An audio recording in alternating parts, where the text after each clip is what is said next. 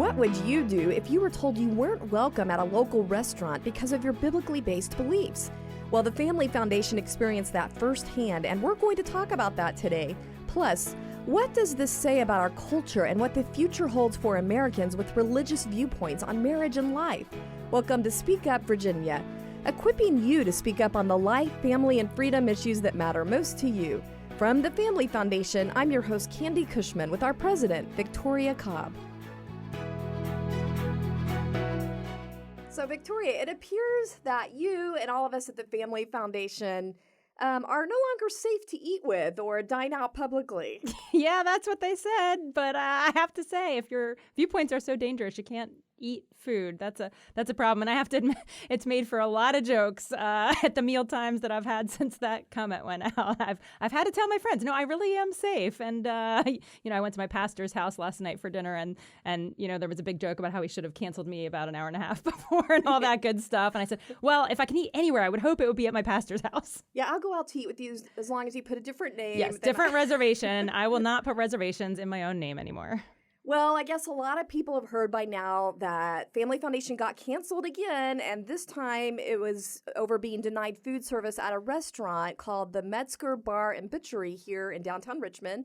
And the last 2 weeks have just literally been so crazy. It's been really unprecedented with anything we've ever experienced, with getting coverage from everything from the USA Today to even in Europe, The Guardian, and there was even something out of Italy that we couldn't read unless we translated it.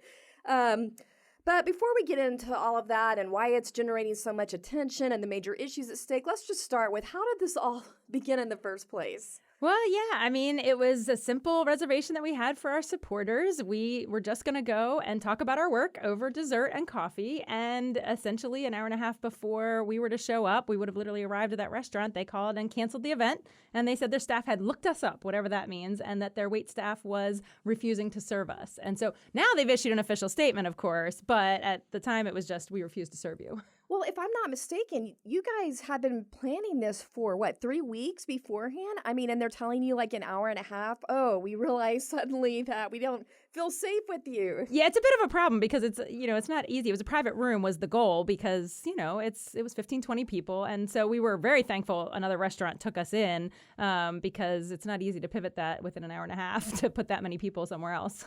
Yeah, and let's talk about the irony of the statement that they put out on social media. And I liked what one commentator said, that it wasn't like they were, they were exulting in this, like they were proud of excluding someone. And so their actual statement, talk to us kind of about what some of the phrases that were in there. Yeah, how hypocritical that they would use terminology like, we pride ourselves on the inclusive environment that we have, while using that to defend how intolerant and not inclusive they were for people of faith that have these religious viewpoints. And then they, of course, you talked about it being unsafe. And they specifically cited our perspectives on the issue of marriage and protecting human life. So about the LGBTQ is what they mentioned, that we advocate on those issues. Yeah, I'm looking at the words here, something about that they seek to deprive women, or no, they're saying our group, quote, seeks to deprive women and LGBTQ persons of their basic human rights in America. What's your response to that? I think of us as a human rights organization, actually, because there's no more basic human right than the right to life. We're actually probably the most fundamental human rights organization there is. Yeah, well said. And also the basic human right for kids to have a healthy family to live in. Because that is the bedrock of our society, and that's what we're all about speaking up for day in and day out. So I don't know why we're suddenly unsafe over that. Yeah, no question. And it's disappointing. And, we felt like we had to speak out. We felt like we had to say something, in this world where there's a lot of anti-Semitism and other kinds of discrimination. We don't want these things to keep occurring and people to be afraid of their own political views or their own religious faith. Yeah, I think it might be interesting for people to know that you came to our staff the very next morning and got our feedback on, should we say something about this or not? And it was interesting to hear everybody's perspectives. Me personally, I pointed out, if we don't say something, it allows other people to be discriminated against. If everyone just doesn't say anything, It's uncomfortable sometimes to talk about it happening, but that's how it turns into worse persecution later on, like with what happens with anti-Semitism. Well, we've seen some of the clients of our law center, they've come to us because they've lost a job over these values, and they make hard decisions about what the implications of actually trying to redress their situation through our law center, what it would be on the rest of their lives. And so for the Family Foundation, we can handle the ramifications. We're able to do that. Yeah. And so it seems like we're the right ones to have to, blow the whistle that this stuff is happening. It's out there. Because in a way, we're at the tip of the spear because we're out there, out front with what's on our website. We're publicly advocating for that at the state capitol for families. But this does trickle down to individuals who hold these deeply held beliefs. So talk to us about why this is hitting a nerve with so many people, because we didn't actually expect this to blow up like it did in the media and just be everywhere. Why are so many people interested in this? I think it's because everybody knows that if it happens to us and they hold these same kind of views, it could happen to them, right? Nobody wants to think about a restaurant having a litmus test for your faith or your political views. I had somebody say, wow, I pray. One of the anchors said, I pray before my meals. I don't want someone judging me because I'm blessing my food. But now people are thinking, like, what are people... are they really judging us before we even have a conversation because we share different views? Are we really that polarized? I think we are when you've got little kids being chastised for bowing their head and praying at school. And I think we do kind of second guess when we bow our heads at a public restaurant now. And that's a sad state that we're reaching in America. Well, and you have to think about if the waitstaff decided they couldn't be in the same room without us, without knowing us, without having ever met any of the people. These were some of the kindest. I got to tell you, like if they had met these people, it would just be hard to say they were unsafe. They would have been treated so well. They would have been tipped well. It would have been, but they didn't let that opportunity happen because they have these preconceived notions of people who hold faith or political views like we do. Right. This is how we divide more in society when we are not engaging with each other. It really means you don't believe the truth can win out in the marketplace because you don't want to hear anything countering your idea or challenging your idea. And we've so personalized ideas that we think if you hold a different viewpoint, then you are inevitably evil. A terrible person. We've characterized people by who they worship or what they believe. Well, I do feel like this is a foreshadowing of what's coming for people of faith. And, we're seeing this in the big tech realm. Tell us about what you saw playing out with the whole big tech social media thing. Yeah, I think it's a secondary story here that, so all of this attention comes. So attention immediately comes to both the Family Foundation and this restaurant, right? And I assume they're getting the same thing we are, which is both directions. You're getting people that support that restaurant. And, the gay rights community has really doubled down on the comments, at least, that we saw initially. And then, of course, you're going to get people that are folks that go, wait, this is America, don't do this. And we're getting the same kind of comments. But what's interesting about that is we noticed within a day that it really had hit the mainstream. If you went and you tried to make a review on Yelp, which is typically where you would go to make a comment about a restaurant, Yelp had stepped in, put a little sign over their page and said, because there's been heightened attention, I forget exactly the wording, we're going to temporarily suspend your ability to make reviews, because they basically were able to block the bad reviews coming into Metzger's. But on the flip side, where you would review an organization like the Family Foundation would be Google. Mm-hmm. And Google did not seem any bit interested in stepping in and going, hey, they've been in the limelight too. All the one-star reviews that people are about to leave for the Family Foundation, we're going to, put a temporary hold on that. So it's just interesting how big tech plays these games over which side they want to cover for, so to speak. And we now know it's not just our imagination with what's been coming out with the so-called Twitter files. Yes, it does relate very much to what's in the news. And we've known this, but now we're getting to see it, I think, firsthand in our story. Thanks for joining us for Speak Up Virginia, brought to you by the Family Foundation. If you're enjoying the show, help us encourage others to speak up by giving us a 5-star review and sharing it with friends. Thanks for listening. Well, Victoria, this whole incident had curious timing, didn't it? I mean, this was all blowing up at the same time the U.S. Congress was considering or actually voting through what we should be calling Disrespect for Marriage Act. Help us connect the dots with what we experienced on the ground and the ramifications of this law. This has been the concern for quite some time for those of us of faith, is that if we move public policy in the direction of creating a right to same-sex marriage, which is what this law essentially would do, which is a step further than just having a court case that kind of gave that right. So some people might go, what's the big deal? It's already been in court. This is a step further because laws have to be repealed, not just simply court decisions, future reversed, like we saw in Dobbs. So we had a situation where now we've got a bill and it's giving a right. And once you've given a right, how do you protect the people who do struggle with this from a religious perspective? And that's been the concern. A lot of folks brought this up during the debate. And in particular, there's a fig leaf of amendment there's a fig leaf of religious freedom, sort of a shout out to like, oh yeah, we sort of will tolerate those who view differently, but it's not very strong. And when stronger amendments were put forward, in particular, for example, Senator Lee tried to put forward an amendment that said, we're going to make sure the tax status of organizations that are nonprofits, just like us, who advocate for traditional marriage, can't be denied because we now have this public policy. Those things were rejected. So it tells you what's at the heart of this is not just sort of codifying what's already in existence out there, which is same-sex marriage, but really, how can we use this to create a public policy environment to shut down the voices or the actions of those who don't want to participate in same-sex wedding activities like the baker or other folks like that? Yeah. And we remember in the Obergefell, the Supreme Court justice warning that this was going to happen, and now we see it playing out. This is going to become law. The what I'm calling Disrespect for Marriage Act is going to become law when Biden signs it.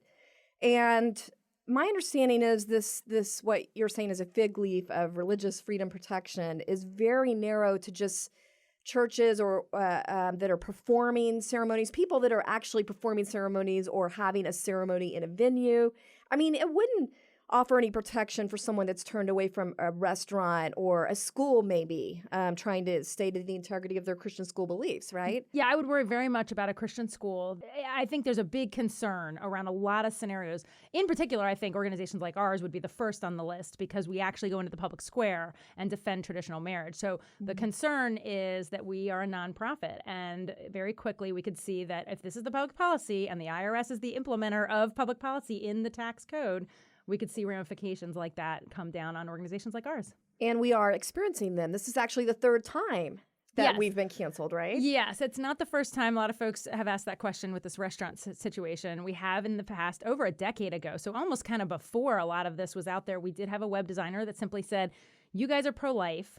You're expecting me to put these beautiful pictures of unborn babies and write content, words that advocate for the unborn, and I'm not comfortable with that. And so they went on their way. We picked a different web designer. We've also had it, and this was the harder one, in a data company. And this was really challenging because it's very, very expensive and timely and difficult to be kicked off of your database. Your entire database. And that happened to many, many organizations that hold our viewpoints. So yeah, the restaurant thing I think is a little more shocking because people would like to think at least going to a restaurant should be something we don't have to judge each other about. Mm-hmm.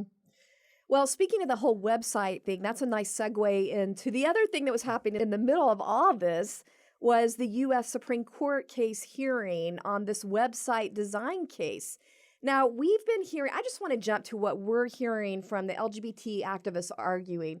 They're calling us hypocrites, saying, well, you're raising all this concern about being denied food service, and yet you are speaking out for like a cake baker's right not to design a cake supporting or celebrating gay marriage. And now what was at the heart of this Supreme Court case hearing was a website designer that does not want to be forced to design a website specifically celebrating something like same-sex marriage. So what's the difference, Victoria? What would you say to counteract the argument that we are hypocrites in this? Or, how would you respond to that so our people listening understand the difference here? Yeah, we in our nation have a bedrock principle of free speech. It's really important that we protect that speech. And that web designer, her product is both literal written speech, what are you going to put on there in content, and what we consider artistic work. So the creation, the design, the beautification of an idea. And in our country, legally, artistic things are considered speech. That's been very controversial in the past because there's art that some of us don't think is portraying a very appropriate message, but that's how it's been determined. And so in her case, we're talking about should her ability, should someone be able to pay you and force you to put out speech that you don't agree with, which we do think is a little different than putting food on the table. Some folks have analogized our event and said, look, that's because, in her case and in the case of the baker, they didn't want to put out speech related to a same-sex marriage, like a wedding ceremony. And that felt like to them that they were advocating, celebrating, participating in a same-sex wedding. And I was kind of like, well, we're just asking for food service. And somebody analogized that and said, well, hold on, but it's your event, it's your organization. I said, what if we had walked in and the only thing we were going to talk about was school choice?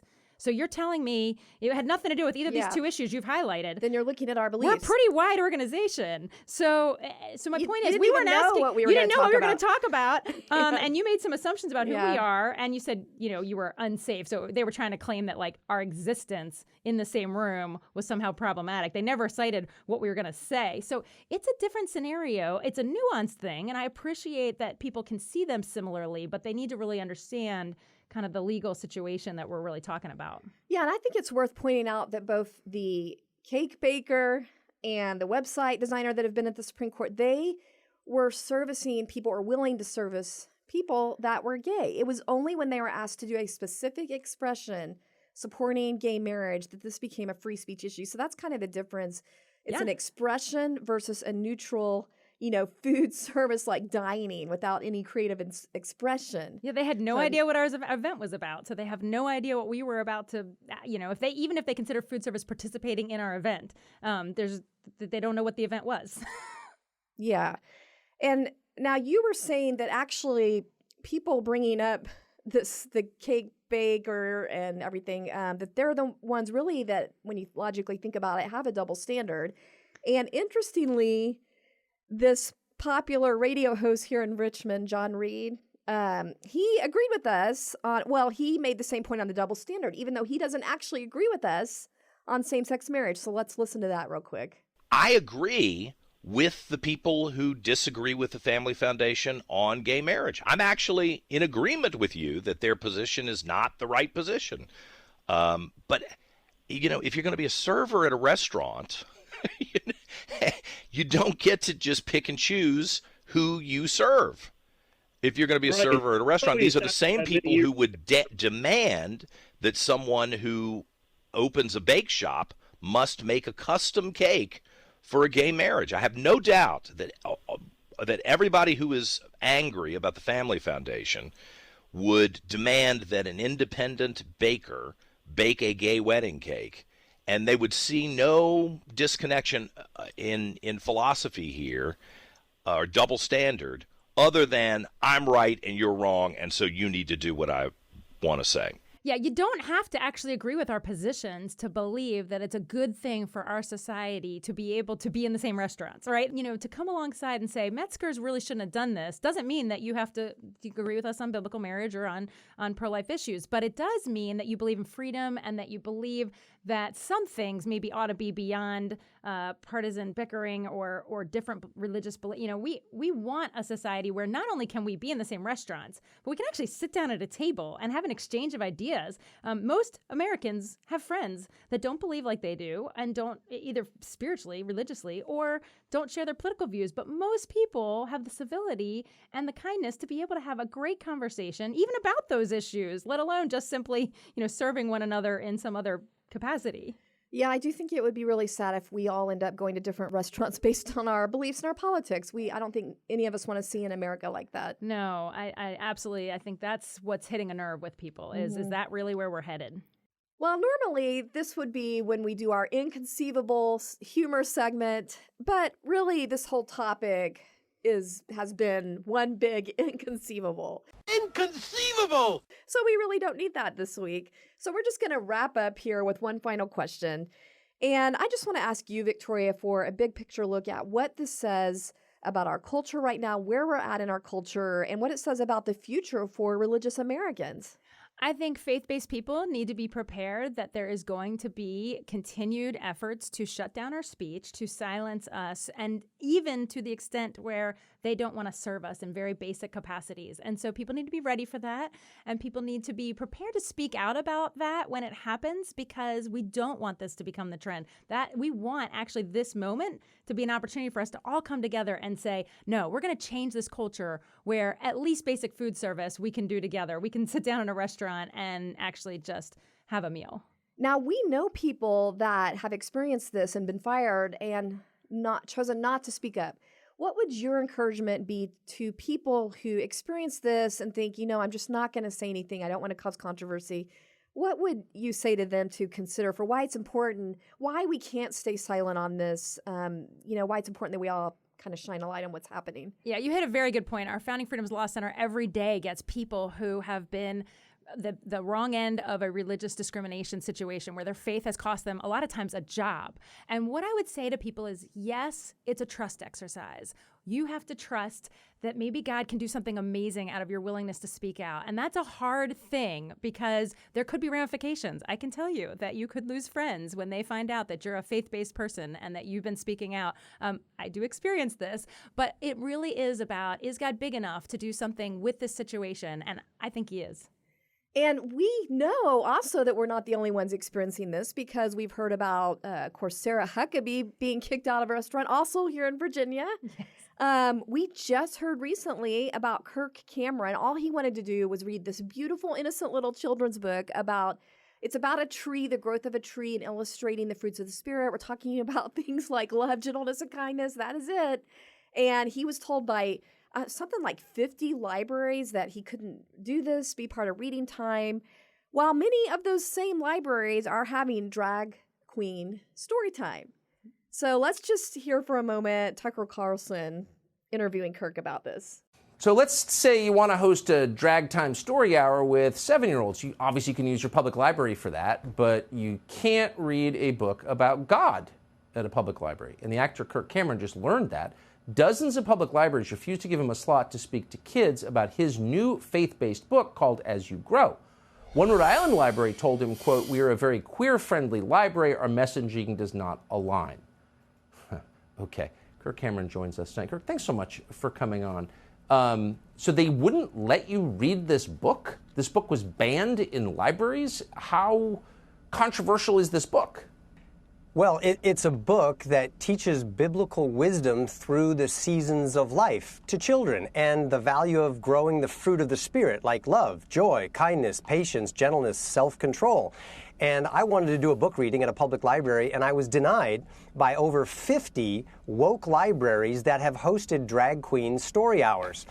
Victoria, when you hear that, what's your advice to people just in general for navigating a culture like this where we have these kind of double standards? And I think people need to be prepared that they could run into this, that faith is not something that is accepted. And if you think if you watch a book about all the fruits of the Spirit being rejected, they're not rejecting what we're actually saying in some cases. The scripture talks about they hate you because they hated me, right? Like this is ultimately about faith because we used to at least even have values education in public schools. And that's basically what the fruit of the Spirit is.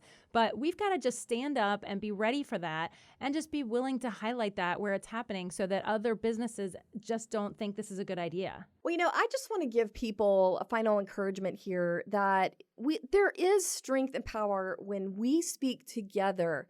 When we speak truth together into this culture that is really surrounded by lies, that is bowing the knee to deception, the only way we're going to break through those strongholds is if we courageously speak truth. And we need each other to do that. And so there is power in not remaining silent. Every one of us who speaks up joins, when we speak up, each individual person, we are joining our voices together doing that. And also, I think sometimes as Christians, we don't speak up because we're kind of afraid to be perceived as troublemakers. Our default is being peacemakers, which is good. But I like to take heart in the scripture from Acts where it talks about the disciples, the apostles, they're sharing the gospel. The mob comes after them and they get dragged before the city council. And their accusers basically say this. Let me just quote from the Bible here. They say, these men who have caused trouble all over the world have now come here, and that's why they're upset. And I think we should be proud to be in the company of the apostles causing trouble all over the world. We have good company. We don't need to be ashamed or afraid of the backward, bigoted label that people try to attach to us if we are shining God's truth and we are doing so with love and power. Yeah, I mean, certainly we've been called troublemakers before. It's okay. I like to think of this as actually we believed in traditional marriage and all these things, and they used to be the actual belief of everyone around us. So I think it's okay if we're seen as causing trouble by simply trying to preserve that which God has designed. Yeah, we're the cool countercultural people now. I guess so.